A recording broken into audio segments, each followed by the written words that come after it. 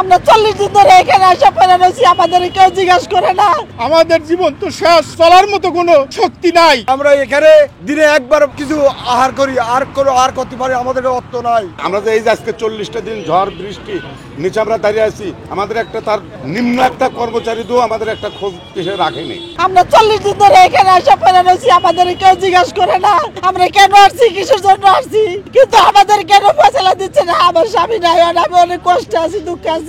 আমার স্বামীর আমি চিকিৎসার কারণে, আমি টাকা পয়সার কারণে আমি চিকিৎসা ঠিক মতো করতে পারি নাই, তার জন্য স্বামী আমার দুঃখে দুঃখে মারা গেছে। এখন আমি একটা ছেলে নিয়ে আমি পথে আছি, আমি কোথায় যাবো, কি করবো।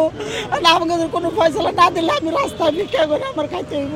এখন আমরা সরকারের কাছে চাকরি চাচ্ছি, আমার স্বামীর চাকরি ফেরত চাই। আমার স্বামী নাই, আমার ছেলে আছে, যদি ছেলের দেয় দিব, না দিলে আমার ক্ষতিপূরণ দিয়ে দিব, নাহলে টাকা পয়সা যদি কিছু পাইতে দিব। যদি বাংলাদেশে আইন থাকে, বিচার থাকে, তাহলে অবশ্যই আমরা চাকরিতে যোগদান করতে পারবো। এই আবেদন বাংলাদেশের সরকারের কাছে এবং প্রধান উপদেষ্টা ডক্টর ইউনূস স্যারের কাছে আমার আবেদন। আমরা গরিব মানুষ, আমাদের ছেলে মেয়ে লেখাপড়া করাইতে পারতাছি না, আমাদের ছেলেকে 5টা টাকাও দিতে পারতাছি না। বান্ডেল থাকলে প্রতি সেনমানিতে টাকা বাঁচবে। বিকাশ সেনমানি বান্ডেল কিনে জিতুন প্রতি লেনদেনে।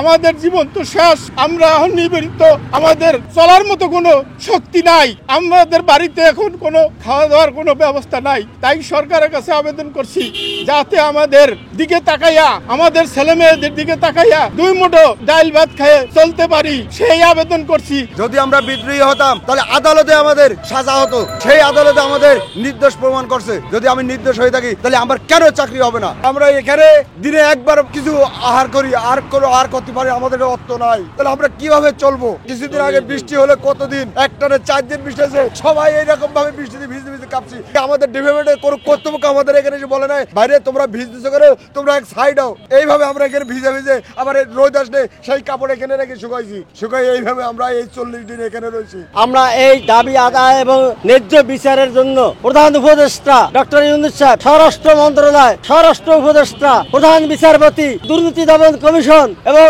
অ্যাটর্নি জেনারেল, প্রত্যেক জায়গায় আমরা কয়েকবার করে স্মারকলিপি দিছি আমাদের এই দাবি এবং কোর্টের রায়টা বাস্তবায়নের জন্য, কিন্তু কেউ এখন পর্যন্ত সাড়া দেয় নাই। ওই দিদি মহোদয়কে সাক্ষাতের জন্য 4-4টা আবেদন করছি, উনি কোনো সাড়া দেয় নাই। কেন? আমরা কি এত ঘৃণা, এত নির্যাতিত, এত অপরাধী? কোথায় আমার এটা উনি আমাদেরকে বলে দিবে। উনি চিঠিতে স্বীকার করে গেছে, হাইকোর্টের রায় সব জায়গায় মহাল স্বীকার করে গেছে। মাননীয় দিদি মহোদয়, আপনাকে সম্মানের সহিত অনুরোধ করছি, আপনি একজন আমাদের কর্তৃপক্ষ, আমাদেরকে ছেলে মেয়ে দিয়ে তাকে আপনি একটু সুবিচার করেন। কোর্টে মামলা করে রায় পর্যন্ত নিয়ে আমরা ডিজি মহোদয়ের কাছে আসছি, ডিজি মহোদয় আমাদের এটা কর্ণপাত করে না। এবং আমরা যে মানুষ, আমরা যে তার ছেলে, আমরা যে এই যে আজকে 40টা দিন ঝড় বৃষ্টি নিচে আমরা দাঁড়িয়ে আছি, আমাদের একটা তার নিম্ন একটা কর্মচারী দিয়েও আমাদের একটা খোঁজ কিসে রাখেনি। বাংলাদেশের মানবতার ক্ষেত্রেও তো মানুষের একটা খোঁজ নেয়, সেটাও আমাদের নেয়নি। 1994 আমরা অ্যারেস্ট হয়েছি, কয়েকদিন পর এই দাবিগুলো সম্পূর্ণ মেনে নিয়েছে এবং সেই দাবিগুলো এখন বর্তমান বেডলাইন আনসার এবং আনসার ডিপার্টমেন্ট ভোগ করছে আমাকে বাইরে রেখে।